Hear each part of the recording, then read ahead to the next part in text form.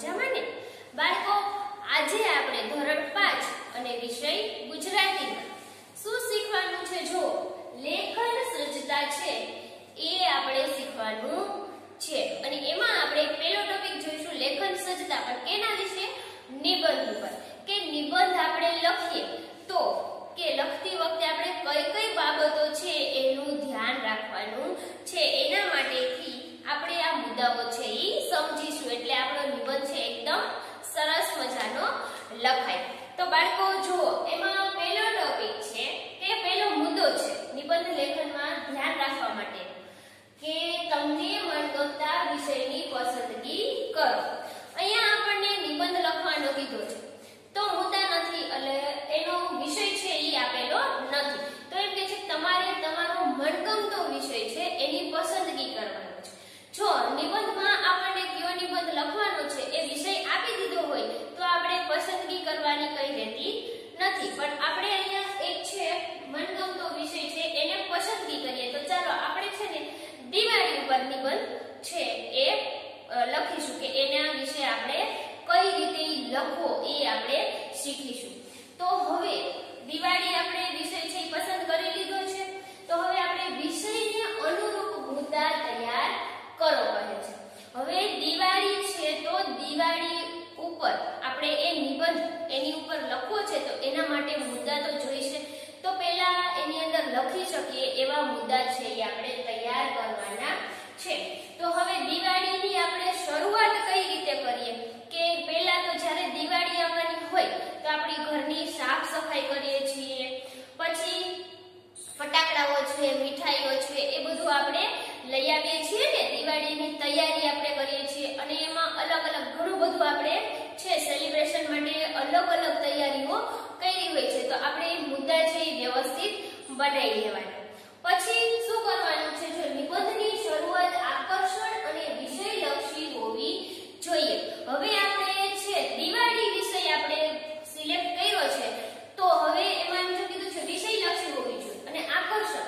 આકર્ષક એટલે કે આપણે હજી લખવાનું શરૂ કર્યું હોય, પહેલી બે લાઈન એટલી સરસ આપણે એમાં લખી હોય કે જે નિબંધ છે એ વાંચે છે ને એનામાં એટલી આતુરતા હોવી જોઈએ કે હવે આગળ આના વિશે શું લખેલું હશે, એટલી સરસ છે આપણે એમાં શરૂઆત કરવાની છે.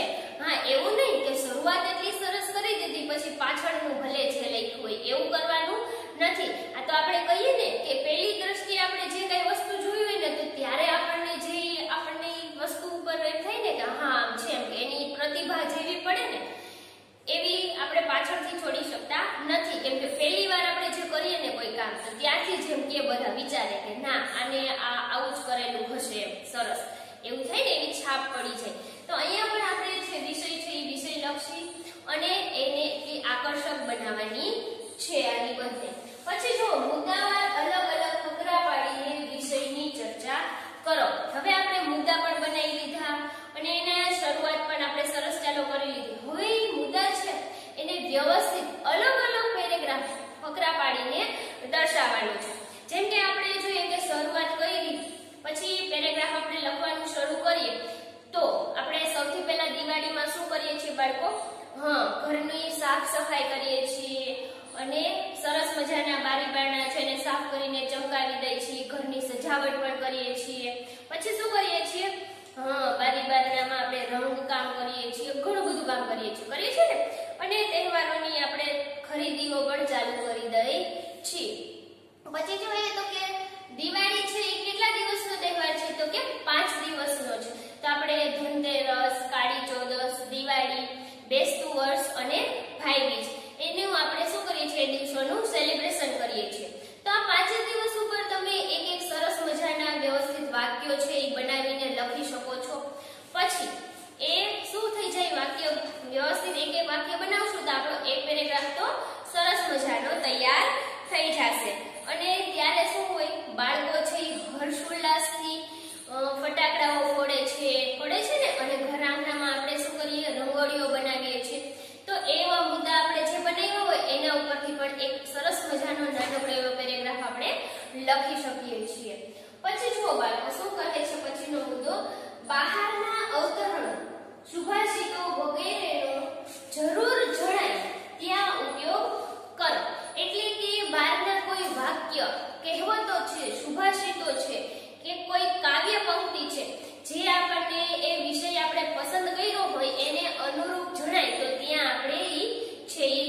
શકીએ છીએ, જેનાથી આપણો નિબંધ છે એ ખૂબ સરસ લાગે.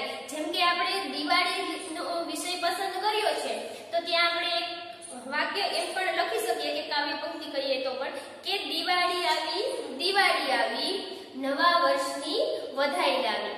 તો એવી રીતે તમે બીજી પણ કોઈ પંક્તિઓ છે, કહેવતો છે એ પણ લખી શકો છો.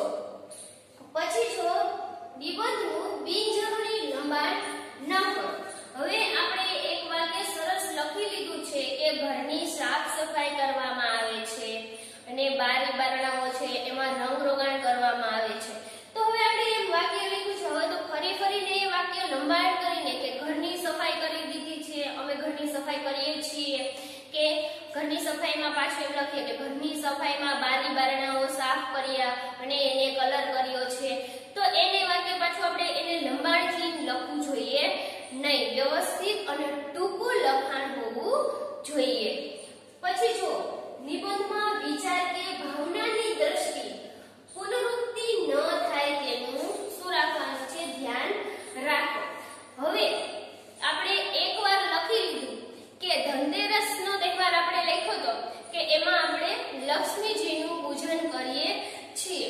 તો હવે આપણે એમાં લક્ષ્મીજીનું પૂજન કરીએ છીએ. ફરીને એ વાક્ય છે એ પાછું ના આવવું જોઈએ કે ફરી પાછું આપણે નવો પેરેગ્રાફ કે બનાવ્યો હોય એમાં ફરીથી લખીએ કે આપણે રાત્રે છે લક્ષ્મીજીની પૂજા કરીએ છીએ, પ્રસાદ વેચીએ છીએ અને બધા સાથે મળીને ખાઈએ છીએ. તો એવી રીતે એને વાક્ય છે ફરીને આવવું જોઈએ નહીં. તો શું થશે, એક પ્રકારનું બિનજરૂરી લખાણ થઈ જશે અને નિબંધ પણ છે એ હોવો જોઈએ એનાથી પણ મોટો થઈ જશે. પછી બાળકો જુઓ, નિબંધની ભાષા વ્યાકરણની દ્રષ્ટિએ શુદ્ધ હોવી જોઈએ. હવે આપણે નિબંધ છે એ આપણી મૌલિકતાથી લખીએ છીએ. તો ઘરમાં આપણે ઘણા શબ્દો એમને બોલતા હોય કે ઘરે ગામની ભાષામાં કે કોઈ એવી ભાષામાં આપણે બોલતા હોય તો નિબંધની ભાષા છે એ વ્યાકરણની દ્રષ્ટિએ એકદમ શુદ્ધ હોવી જોઈએ કે ત્યાં આપણે તળપદા શબ્દો કે એવું એમાં વાપરી શકીએ નહીં. શા માટે? હા, ઘણી જગ્યાએ કોઈ આપણે વાક્ય રચના કરી હોય કે ક્યાંય કોઈ વાક્ય લખ્યું હોય કે કોઈ કહેવત લખી હોય તો ત્યાં એવા શબ્દો આવે, પણ બાકી આપણે નિબંધ લખતા હોય એમાં વ્યાકરણ છે એકદમ શુદ્ધ હોવું જોઈએ. અને પછી જો બાળકો, જોડણી અને વિરામ ચિહ્નોનો ખ્યાલ રાખો. હવે એની જોડણી છે એ સાચી લખવાની અને વ્યવસ્થિત જે સમજી શકાય એવી રીતે લખવાની. કેમ કે ઘણા શબ્દો એવા હોય કે એના બે અર્થ થતા હોય છે. આપણે શીખી ગયા છીએ ને ભાષા સૂચતામાં શ છે, સ અને ઘણા એવા દ બોલતા હોય અને દ્ર છે, એવા ઘણા બધા શબ્દો હોય છે કે આપણે ઘણીવાર બોલતા હોય તો એનું ઉચ્ચારણ સ્પષ્ટ ના હોય અને જો એ લખી નાખીએ શબ્દો પર તો ત્યાં એનો અર્થ છે એ બદલાઈ જાય છે. અને વિરામ ચિહ્નો એટલે કે અલ્પ વિરામ, પૂર્ણ વિરામ, એ બધા જે છે ઉદ્ગાર ચિહ્ન, પ્રશ્નાર્થ ચિહ્ન પણ ક્યારેક આપણે નિબંધમાં એવું બોલીએ તો ત્યાં એ છે એ આવી શકે છે. તો એનો વ્યવસ્થિત રીતે વાક્યોમાં ઉપયોગ કરવો જોઈએ. તો બાળકો, આ હતું આપણે નિબંધની અંદર છે કયા મુદ્દાઓ ધ્યાનમાં રાખવા જોઈએ તેની માહિતી મેળવી. હવે આપણે આ લેખન સજ્જતામાં જ શેના વિશે જાણીશું? નિબંધના મુદ્દા આપણે જોઈ લીધા. તો હવે આપણે જોઈશું વાર્તાના મુદ્દા કે વાર્તા છે એ આપણે કઈ રીતે લખવી. બાળકો જો આપણે હવે જોઈએ વાર્તા. વાર્તા લખતી વખતે આપણે કઈ બાબત છે એને ધ્યાનમાં રાખવી જોઈએ એ છે આપણે જોઈએ. તો પહેલા તો વાર્તામાં આપણને મુદ્દા આપેલા હોય તો મુદ્દાઓ કે રૂપરેખા વાંચીને વાર્તા બરાબર સમજી લો. હવે વાર્તામાં મુદ્દા આપેલા જ હોય છે તો એ મુદ્દા છે એ વ્યવસ્થિત આપણે વાંચીને એને પહેલા સમજવા પડે. કેમ કે એમનો આપણે એ મુદ્દા લખીએ તો વાર્તા બની જતી નથી. પછી છે કે વાર્તાનો આરંભ, મધ્ય અને અંત વિચારી લો. હવે આપણે વાર્તાના મુદ્દા વાંચ્યા છે, એને સમજી લીધા છે વ્યવસ્થિત. તો હવે આપણે એને લખવાની છે. તો પહેલા એનો શરૂઆત, આરંભ એટલે કે શરૂઆત અને મધ્ય ભાગ અને એનો અંત છે એ આપણે કઈ રીતે કરીશું એ આપણે પહેલા નક્કી કરી લેવાનું કે વાર્તા લખીએ એમાં બધી બાબતો આપણે ધ્યાન રાખવી પડે ને, નહીં તો વાર્તા છે એ વ્યવસ્થિત લાગે નહીં, કંઈક ખૂટતું હોય એવું લાગે છે.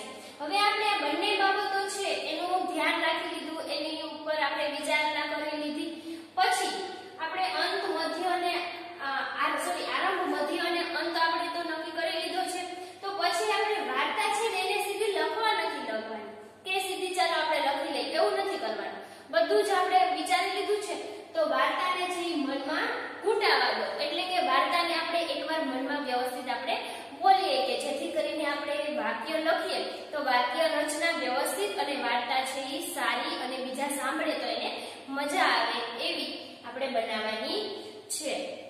હવે વાર્તાનો એક મુદ્દો ધ્યાનમાં લઈને વાર્તાને રસપ્રદ બનાવો. હવે આપણે આ બધું જ કરી લીધું છે. હવે એના એક મુદ્દા છે એને ધ્યાનમાં લઈને આપણે વાર્તા છે ને એટલી સરસ મજાની એટલી રસપ્રદ બનાવવાની છે કે બીજા છે એ વાંચે કે સાંભળે તો એને ખૂબ મજા આવી જાય કે વાહ વાર્તા તો ખૂબ સરસ છે. તો આપણે જોઈએ કે કઈ રીતે તમે બધા લપલપિયા કાચબાની વાર્તા છે એ સાંભળી હશે અને લખી પણ હશે. આપણે એમાંથી તમને એક મુદ્દો કહું કે તમે એને રસપ્રદ કઈ રીતે બનાવી શકો. જો હવે એમાં છે કાચબો અને હંસ, તમને ખ્યાલ છે ને બાળકો કે ઉડીને જાતા હોય તો કાચબાએ શું પકડ્યું હોય? લાકડી પકડી હોય છે ને. તો એ વાર્તામાં એવી રીતે આવે છે કે બે હંસ હોય છે એ ઉડીને જતા હોય અને એની લાકડી છે એ બંને હંસે મોઢામાં પકડેલી હોય અને ઈ લાકડીને વચ્ચેથી કાચબાએ પકડેલી હોય છે. અને હવે થાશે શું કે કાચબો છે એ જ્યારે આકાશમાં ઉડે છે ત્યારે હંસ જ્યારે ઉડવા લાગે એની સાથે તો એ લપલપિયો કાચબો હતો તો એ બોલે છે.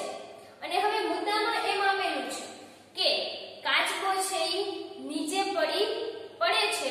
હવે શું થશે કે એના મોઢામાંથી લાકડી છે એ છૂટી જાય છે. તો હવે આગળ શું થશે એવો મુદ્દો તમને આપેલો છે. તો એમાં તમે રસપ્રદ પણ જો બનાવી શકો.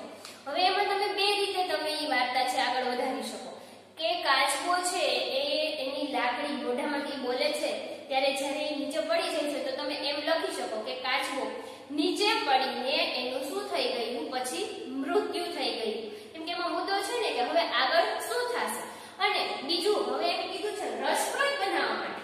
હવે એમાં તમે એમ પણ લખી શકો કે કાચબા જ્યારે એની લાકડી મોઢામાંથી છૂટી જાય છે તો એ નીચે પડવા લાગે છે ત્યારે એનું પેરાશૂટ છે એ ખુલે છે અને એ ધીમે ધીમે નીચે ઉતરી જાય છે. અને કાચબો શું બોલે છે કે હું જ્યારે સિંચણા ખરીદવા ગયો હતો ત્યારે મેં એની જ ખરીદી નહોતી કરી, સાથે સાથે હું પેરાશૂટ પણ લઈને આવ્યો હતો. જો થયું ને, આ એક રસપ્રદ થઈ ગઈ કે અત્યાર સુધી આપણે શું કહેતા હતા કે કાચબો નીચે પડી જાય છે અને એ મૃત્યુ પામે છે, પણ આપણે એને થોડીક રસપ્રદ બનાવી હતી તો શું લઈ આવ્યા? પેરાશૂટ લઈ આવ્યા. વાક્ય આપણે જોઈ મુદ્દા ઉપરથી જ બનાવ્યું છે પણ એમાં થોડુંક આપણે શું કરી દીધું? વાક્ય છે એમાં થોડાક શબ્દો વ્યવસ્થિત એડ કરી દીધા. તો કાચબો શું થઈ ગયો? બચી ગઈ ને. હવે બાળકો જો વાર્તા છે એ ટૂંકા અને સરળ વાક્યોમાં લખો. એટલે કે ટૂંકા અને સરળ કે સામેવાળી વ્યક્તિ છે એને સાંભળવામાં ખૂબ મજા આવે અને સરળ હોય તો એ સરસ આસાનીથી વાર્તા છે એ સમજી પણ શકે છે. પછી આગળનો મુદ્દો છે વાર્તાને અનુરૂપ ફકરા પાડો. હવે આપણે ફકરા એટલે કે ખ્યાલ છે ને પેરેગ્રાફ. તો એમાં મુદ્દા ઘણા બધા આપેલા હોય તો એક મુદ્દે કે બે મુદ્દે આપણે પેરેગ્રાફ પાડીશું નહીં. હા, જ્યાં જરૂર હોય ત્યાં આપણે એક કે બે મુદ્દે પેરેગ્રાફ આપણે પાડી શકીએ છીએ. પણ એક મુદ્દે આખા વાર્તાની છે આપણે પેરેગ્રાફ પાડીશું તો ઘણા બધા પેરેગ્રાફ થઈ જશે ને, કેમ કે એક વાક્યમાં આપણે પેરેગ્રાફ પાડવાના હોતા નથી. તો વાર્તાને અનુરૂપ જે મુદ્દા હોય એને અનુરૂપ આપણે વધીને આપણે વાર્તામાં 5 પેરેગ્રાફ પાડીએ છીએ. ક્યારેક ઓછી નાની એવી હોય તો 4 માં પણ પૂરું થઈ જાય. તો એને અનુરૂપ છે એ આપણે પેરેગ્રાફ પાડવાનો છે. પછી જરૂર જણાય ત્યાં રૂઢિપ્રયોગો અને કહેવતોનો ઉપયોગ કરો. કે બાળકો ઘણી બધી જગ્યાએ આપણે છે રૂઢિપ્રયોગ જે વાર્તાને અનુરૂપ હોય એ રૂઢિપ્રયોગ છે. પછી કહેવતો છે કે જેમ કે આપણે ઘણી એવી વાર્તા લીધી હોય તો એમાં લખી પણ શકીએ કે ઝાઝા હાથ રણિયામણા છે, લખી શકીએ ને. કે જે વાર્તાને અનુરૂપ એવી આપણે કહેવતો ત્યાં લખવાની કે જેથી કરીને આપણી વાર્તા છે ખૂબ સરસ લાગે. પછી વાર્તામાં પણ આપણે જે રીતે નિબંધમાં જોયું હતું કે બિનજરૂરી લાંબી ન થાય તેનો ખ્યાલ રાખવો. આપણે એમાં પણ જોયું હતું કે બિનજરૂરી વાક્યો વધારે ના એડ કરવા. હવે વાર્તામાં પણ એવી જ રીતે બિનજરૂરી જે વાક્યોની જરૂર નથી એને આપણે વાર્તાની અંદર લેશું નહીં.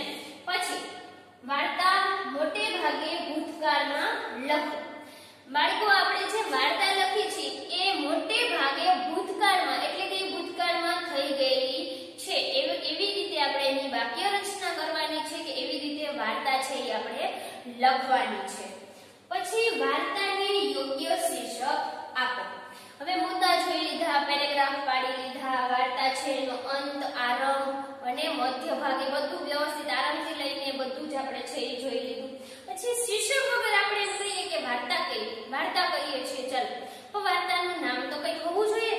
તો આપણે જો હમણાં મેં તમને ઉદાહરણ આપ્યું કે લપલપિયા કાચબાનું, તો હવે આપણે એમાં જો વાર્તામાં કાચબો છે એ પેરાશૂટ લઈને શું છે ઉડે છે અને નીચે આવે છે ને ધીમે ધીમે. હા, તો આપણે એમ પણ કહી શકીએ કે લપલપિયો કાચબો, પછી પેરાશૂટ અને કાચબો કહી શકીએ ને. શા માટે? કે એ મુદ્દાની અંદર એ છે આવે છે એ શીર્ષક એને આપણે આપી શકીએ છીએ. વાર્તાનું શીર્ષક એવું હોવું જોઈએ કે જે વાર્તાની ખૂબ નજીક હોય. હવે આપણે એમાં વાર્તાનું શીર્ષક હોય કઈ બીજું અને અંદર વાર્તા જ ચાલતી હોય કઈ બીજા જ વ્યક્તિઓની ને બીજા વિષયની, તો એ ચાલે નહીં. તો એ કઈ મિનિંગ જ ના રહ્યો ને. વાર્તાના શીર્ષકથી તો કોઈ આપણી પાસે વાર્તા સાંભળવા કે લખવાનું કીધેલું હોય. હવે આપણે કાચબાનું મેં ઉદાહરણ આપ્યું અને હવે એની અંદર આપણે સિંહ અને વાઘની વાર્તા કે સિંહ અને શિયાળની વાર્તા અંદર લખવા માંડ્યા હોય તો એ શીર્ષક છે એ યોગ્ય થાય નહીં. એટલે કોઈ પણ વાર્તા હોય એને અનુરૂપ અને એની નજીક આવે એવું શીર્ષક તમારે લખવાનું છે. હા, ક્યારેક એવું થઈ શકે કે કોઈએ લખ્યું હોય મેં કીધું લપલપિયો કાચબો, કોઈ લખે પેરાશૂટ અને કાચબો.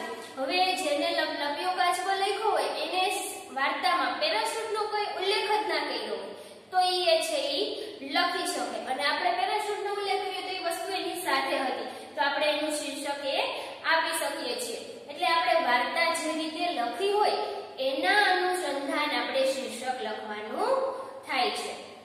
પછી બાળકો જો વાર્તાને અંતે શું મળે છે આપણને? તેમાંથી મળતો બોધ. કોઈ પણ વાર્તા હોય એના અંતમાં આપણને એક બોધ તો મળે છે.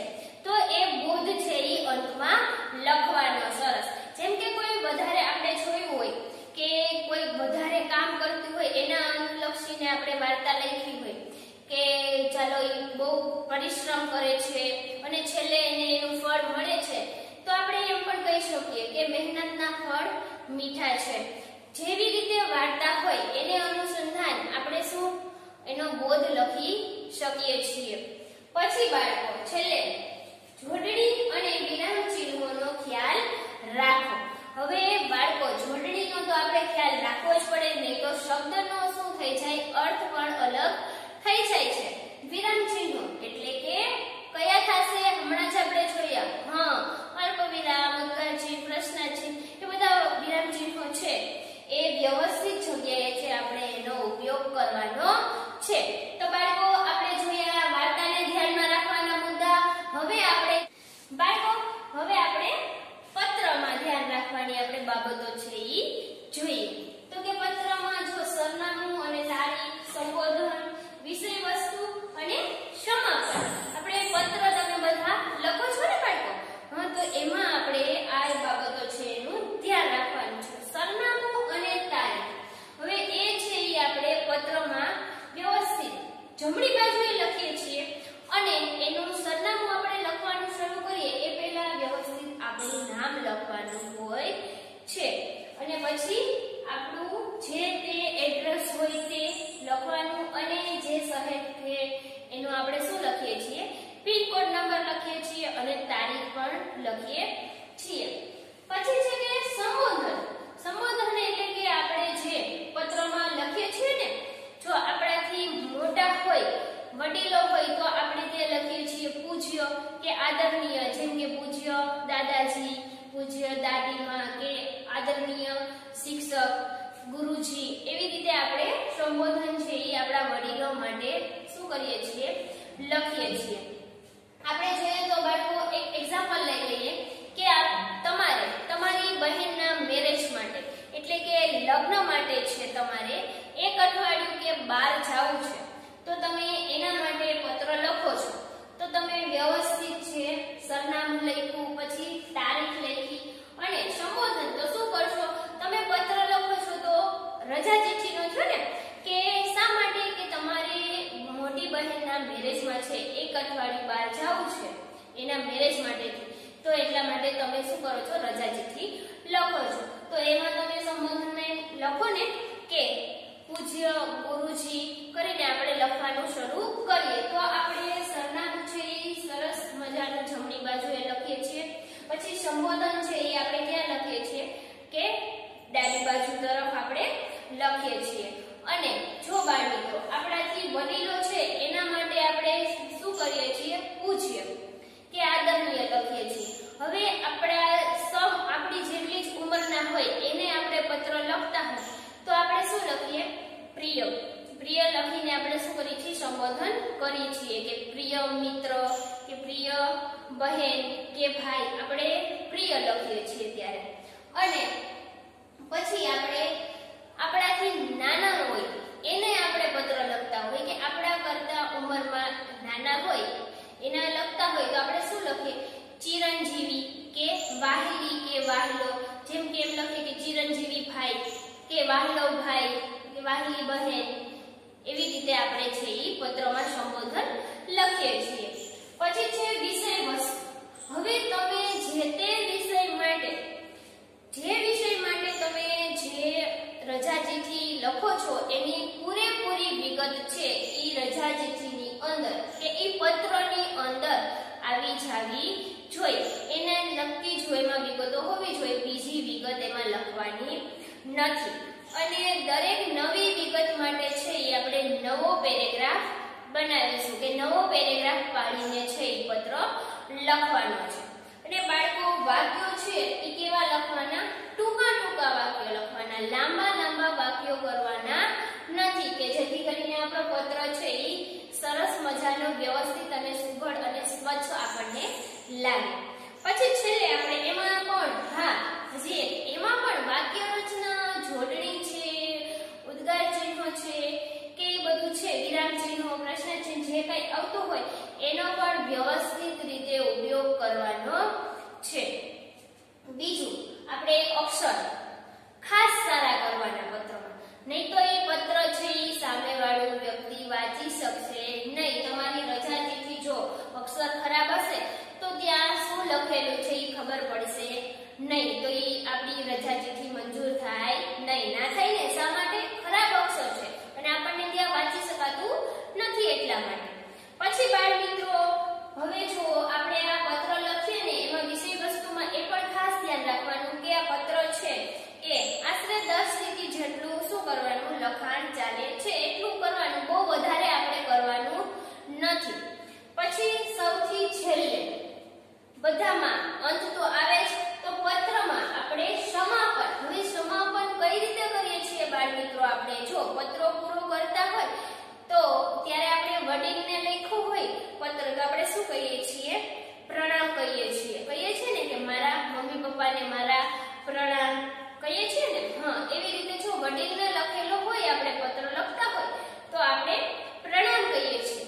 અને નાના કોઈને લખ્યું હોય તો આપણે શું કહીએ છીએ, આશીર્વાદ કહીએ છીએ ને.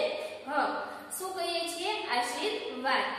અને આપણે કહીએ કે મારી શુભેચ્છા, એવું આપણે સંબોધન એટલે કે સમાપન આપણે કરીએ છીએ. અને બાળકો આવી રીતે આપણો પત્ર પણ શું થઈ જાય છે, અહીંયા પૂર્ણ થઈ જાય છે.